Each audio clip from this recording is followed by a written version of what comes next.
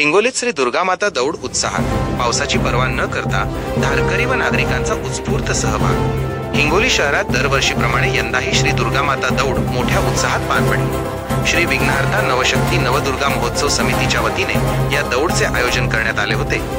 खुशालनगर येथून या दौडला सुरुवात झाली।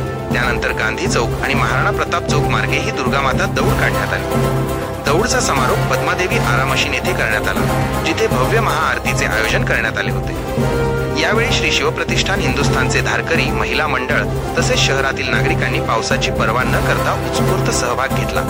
दुर्गामातेच्या जयघोषात संपूर्ण हिंगोली शहर भक्तिरसात न्हाऊन निघाले होते। या दौडमध्ये जिल्हाध्यक्ष विजय शिंदे, कैलास श्रीनाथ, सोमनाथ वानखेडे, गजानन येवले, निखिल शिंदे, ओंकार गलांडे, विनोद गोरे, शैलेश अर्जुन शिंदे, शुभम शिरसाट, सूरज नांदेडकर, कृष्णा पाचंगे यांच्यासह अनेक तरुणांनी मोठ्या संख्येने उपस्थित राहून जयघोष केला।